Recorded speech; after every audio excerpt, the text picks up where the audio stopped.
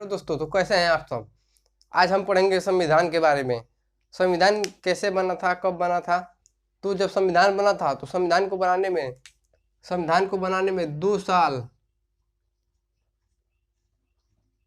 2 साल 11 माह 11 महीना और 18 दिन का समय लगा था। संविधान को बनाने में 2 साल 11 माह और 18 दिन का समय लगा था। तो संविधान में भाग, अनुच्छेद और अनुसूचियाँ होती है। अब हम देखेंगे कि ये भाग, अनुच्छेद और अनुसूचियाँ क्या होती है। तो दोस्तों, अब हम वीडियो में आगे बढ़ने से पहले अगर आप लोग चैनल पर नए हैं तो चैनल को सब्सक्राइब जरूर कर लेना। तो जब संविधान बना था तो उस समय भाग 22 ही भाग था, यानी जब संविधान बना था तो उस समय 22 भाग था। लेकिन वर्तमान में 24, या कहीं 24 मिलेगा देखने को और कहीं 25 मिलेगा, क्योंकि जैसे संविधान में समय समय पर संशोधन होता रहता है और बढ़कर 24 या 25 हो गया। और जो मूल संविधान यानी जैसे जब संविधान बना था तो भाग अनुच्छेद था 395 अनुच्छेद था। लेकिन इस समय जैसे 21 के क, 21 के ख, ऐसे ही क ख ग घ ABCD यानी जोड़कर 475 अनुच्छेद हो जाता है। यानी मूल संविधान में मूल अनुच्छेद हो जाएगा 395 और वर्तमान में हो जाएगा 475। इसी तरह अनुसूची है, जब संविधान बना था तो उस समय अनुसूचित था 8 और इस समय संशोधन करके हो गया है 12। तो दोस्तों, अब हम देखेंगे, तो अब हम इसको विस्तार से देखेंगे अनुसूची 1 क्या होता है, अनुसूची 2 क्या होता है। तो दोस्तों, हम देखते हैं अनुच्छेद 1, यानी जो जैसे भाग हमारा 22 भाग था इस समय 24 या 25 भाग देखने को मिलता है। तो 22 भाग में सबसे पहला जो भाग है भाग 1 में कहा गया है संघ और राज्य क्षेत्र। जो अनुच्छेद 1 से 4 तक है संघ और राज्य क्षेत्र। तो चलिए दोस्तों, हम देखते हैं आर्टिकल 1 है अनुच्छेद 1 के बारे में। तो अनुच्छेद 1 में कहा गया है कि भारत राज्यों का संघ है, यानी यूनियन है। तो जो संघ है, संघ भी 2 प्रकार का होता है। एक होता है फेडरल मतलब संघ होता है, और यूनियन मतलब संघ होता है। लेकिन जो ये फेडरल होता है, एक कॉन्फेडरल भी होता है। जो कॉन्फेडरल होता है, ये ऐसे देश होते हैं जिनके छोटे छोटे राज्य मिलकर अपनी थोड़ी थोड़ी शक्तियाँ इस परिसंघ यानी थोड़ी थोड़ी शक्तियाँ केंद्र को दे देती है परिसंघ में। और फेडरल यानी संघ में क्या होता है, संघ में छोटे छोटे राज्य मिलकर एक देश का निर्माण करता है, यानी छोटे छोटे राज्य मिलकर एक देश बनाते हैं, देश का निर्माण करते हैं, यानी देश बनाते हैं। लेकिन ये जो दोनों देश है ये तो एकदम कमजोर देश होता है। ये जैसे जो परिसंघ वाला देश होता है ये कमजोर होता है, कभी भी मतलब उनके राज्य टूटकर अलग हो सकते हैं। और जो फेडरल होता है ये थोड़ा उससे ठीक होता है, लेकिन इसके भी राज्य कभी भी टूटकर अलग हो सकते हैं। जैसे अमेरिका में जैसे 50 राज्य मिलकर एक संघ का निर्माण किया है अमेरिका में। जैसे अमेरिका के राज्य चाहे तो अलग होकर अलग अलग देश बना सकते हैं अपना। और एक है यूनियन यानी संघ, जो भारत यूनियन है। जब देश का विभाजन हुआ था तो सरदार वल्लभ भाई पटेल ने देखा कि देश में अलग अलग प्रकार की भाषाएं बोली जाती हैं। तो उन्होंने सोचा कि अगर देश में अलग अलग प्रकार की भाषा बोली जाती है तब तो भारत कोई भागों में विभाजित हो जाएगा।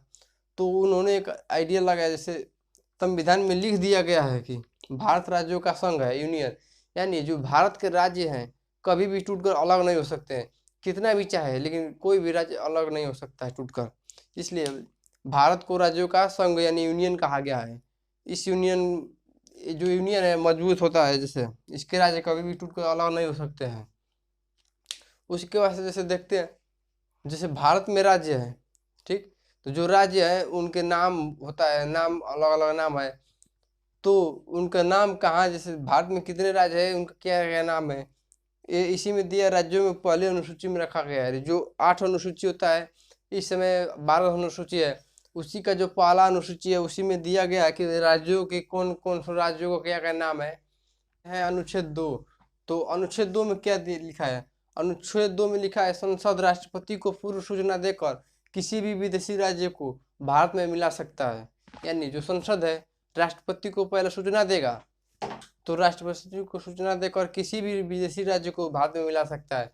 यानी जैसे जब संसद राष्ट्रपति को सूचना पत्र जारी कर देगा, राष्ट्रपति सहमत हो या ना उससे कोई मतलब नहीं है, बस संसद जारी कर देगा और किसी भी विदेशी राज्य को मिला लेगा।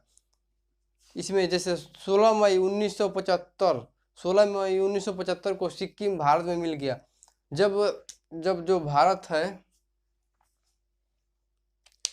जैसे जो भारत है, तो भारत में यहाँ पर देखें, भारत तो यहाँ पर जब चीन ने तिब्बत पर हमला किया था, तो ये जो सिक्किम है, तो सिक्किम को लगा कि जब चीन तिब्बत को पूरा तरह मतलब कब्जा कर लिया, तो सिक्किम को लगा कि अब हम पे भी कब्जा कर लेगा। इसलिए सिक्किम भारत के पास आया और बोला कि हमें मतलब शामिल कर लिए अपने में।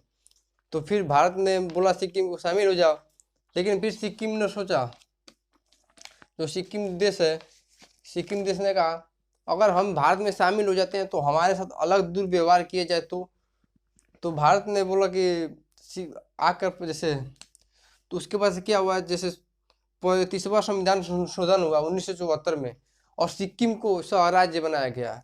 अनुच्छेद 2 के ए में संशोधन हुआ था, सिक्किम को स्वराज्य बनाया गया। यानी सिक्किम एक आया भारत में, जैसे सिक्किम के लोग आए और आपस में मतलब भारत के लोगों से जुले मिले और भारत में पूरी तरह से घूमे। तो जब सिक्किम को लोगों को लगा कि भारत हमारे साथ कोई भेदभाव नहीं करता है, कोई भेदभाव नहीं कर रहा है, तो 36वां संविधान संशोधन, तो उसके बाद से 36वां संविधान संशोधन हुआ, सब 36वां संविधान संशोधन हुआ, 36वां संविधान संशोधन हुआ।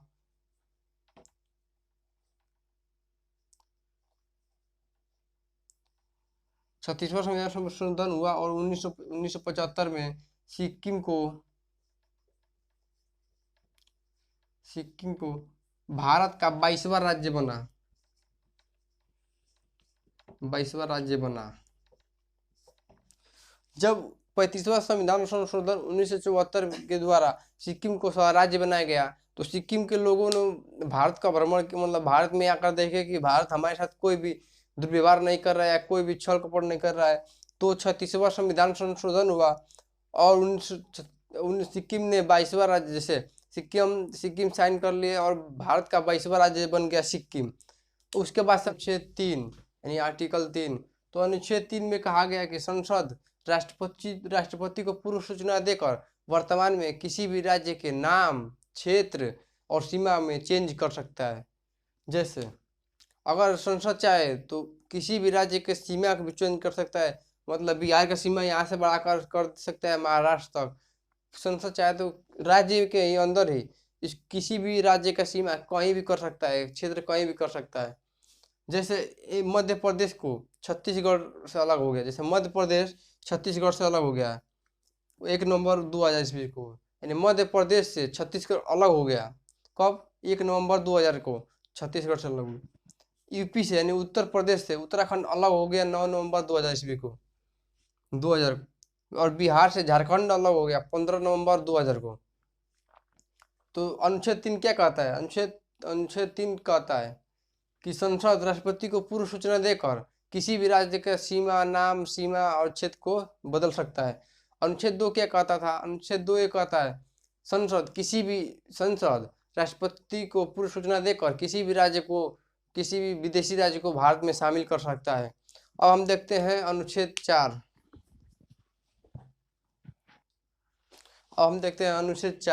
तो अनुच्छेद 4 यानी जो अनुच्छेद 2 और 3 में जो संशोधन किया गया है, अनुच्छेद 2 और 3 में किया गया संशोधन 368 के बाहर रखा गया। यानी जो अनुच्छेद 2 और 3 में संशोधन किया जाएगा तो वो राष्ट्रपति का साइन होना जरूरी नहीं है।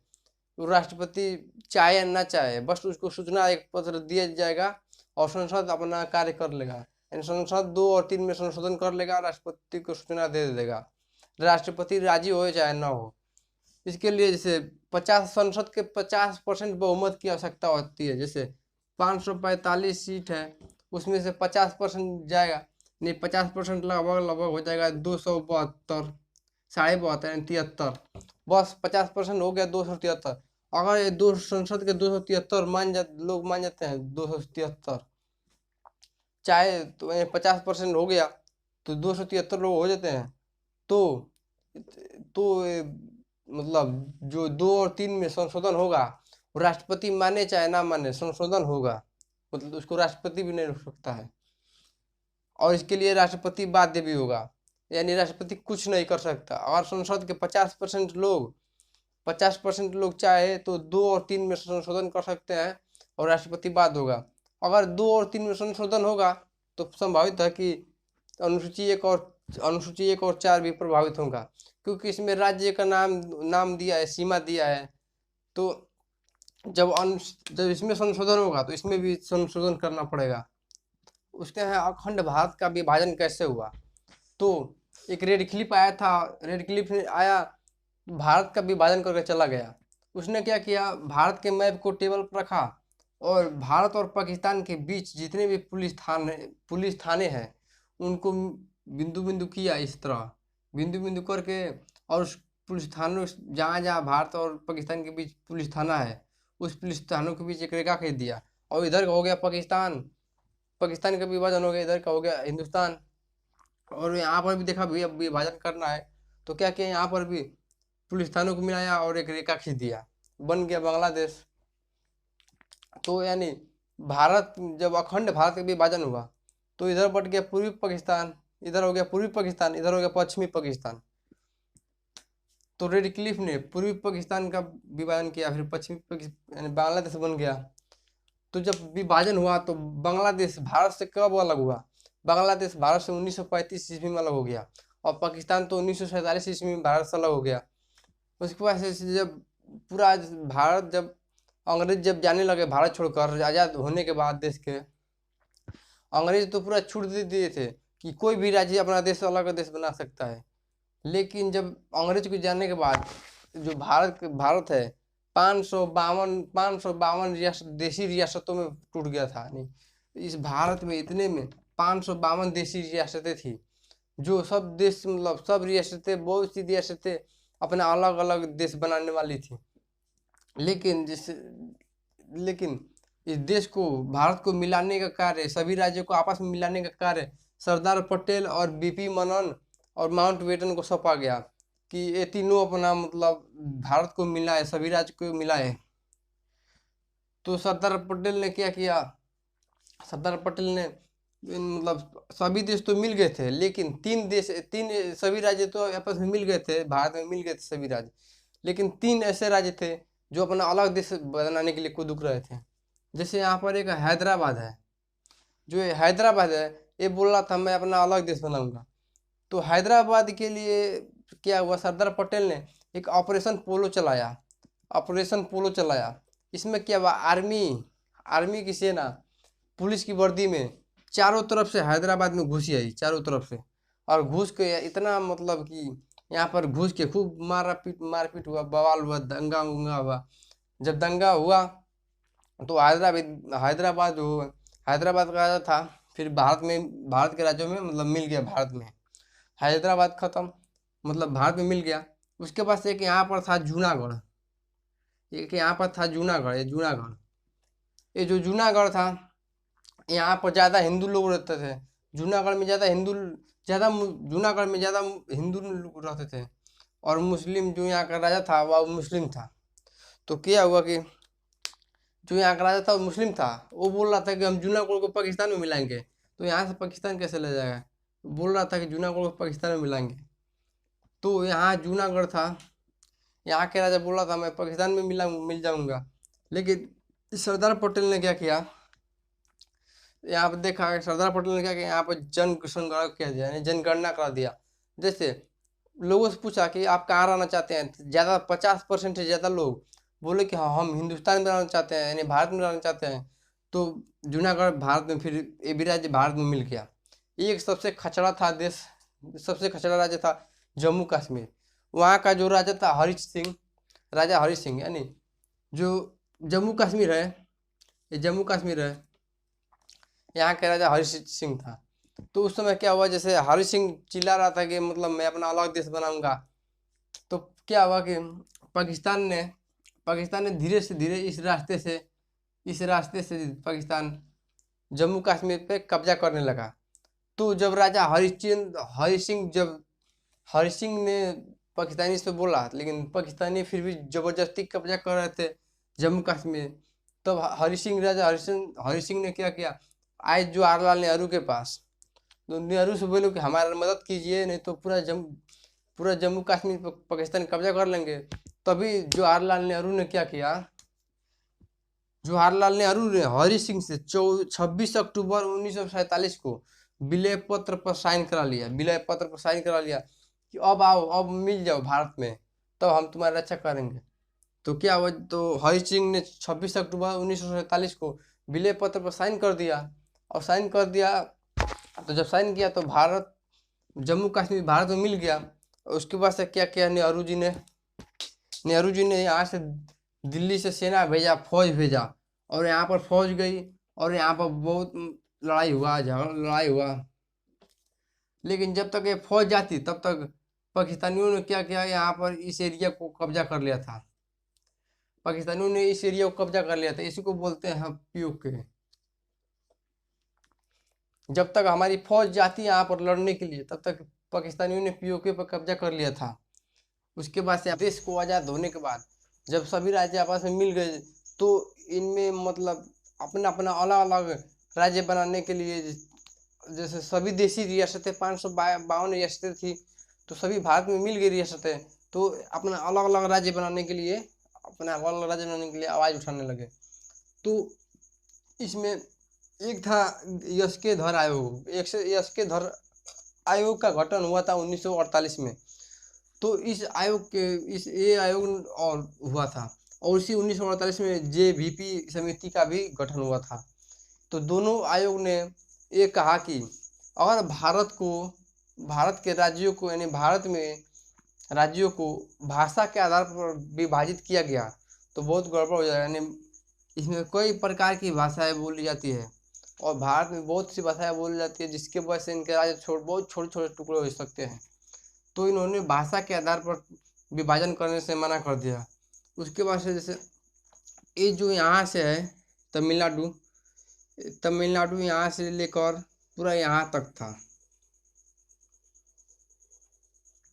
तो क्या है, वहाँ तमिलनाडु यहाँ से लेकर यहाँ तक था। तो उसमें एक थे पेट्टू श्री रामलू ने, तो इनको तमिल नहीं आता था, जिसके वजह से भूख हड़ताल पर बैठ गए कि मतलब इसको 2 टुकड़े किए जाए तमिलनाडु को। और 56 दिनों तक भूख हड़ताल पर रहने के बाद श्री रामलू ने 56 दिन तक भूख हड़ताल पर रहा। उसके बाद से इनकी मृत्यु हो गया 1952 में। तब जनता में विद्रोह उठ गया कि इसको अलग करने के लिए। तब नेहरू ने क्या किया, तब उसके बाद से नेहरू ने फैसला लिया, और 10 अक्टूबर 1953 को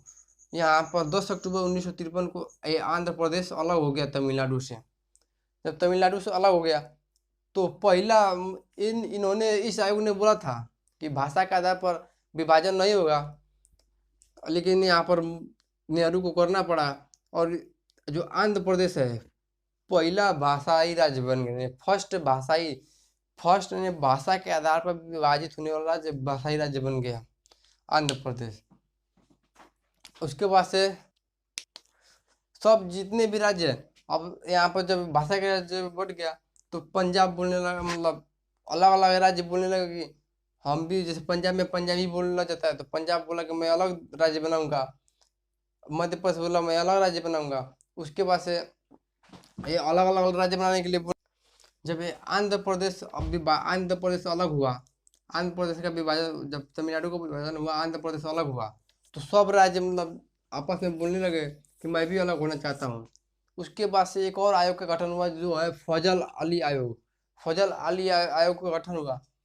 उसमें 3 सदस्य थे। जब फजल अली आयोग का गठन हुआ था 1953 में इनका गठन हुआ था, लेकिन इसने 3 साल के बाद यानी 1956 में रिपोर्ट पेश किया था।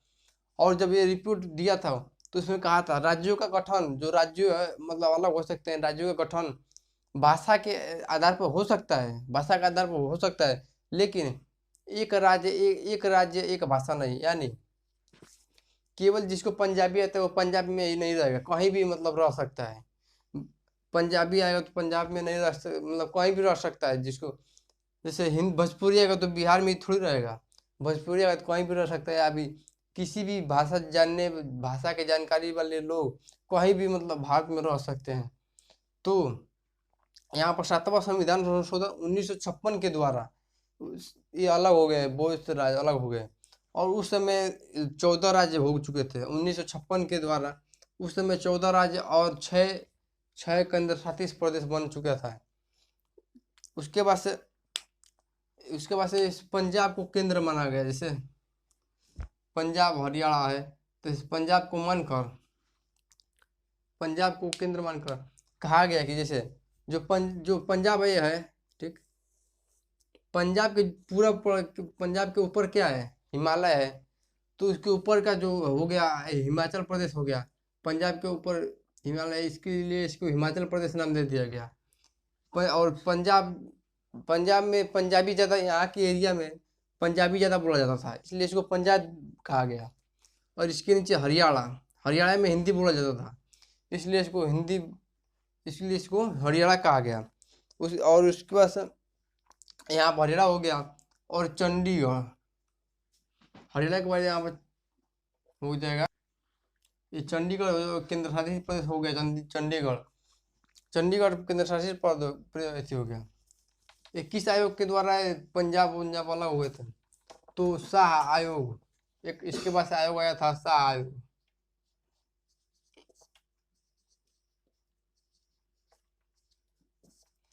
शाह आयोग के द्वारा, यानी शाह आयोग ने कहा था, जैसे शाह आयोग ने देखा पंजाब के ऊपर हिमालय पर्वत है, इसलिए इसको हिमाचल प्रदेश नाम धर दिया गया। पंजाब में पंजाबी भाषा ज़्यादा बोली जाती थी, इसलिए इस एरिया में हिंदी बोला जाता था, इसलिए इसको हरियाणा बोल दिया गया। और यहाँ पर चंडीगढ़ को केंद्र शासित प्रदेश बना दिया गया।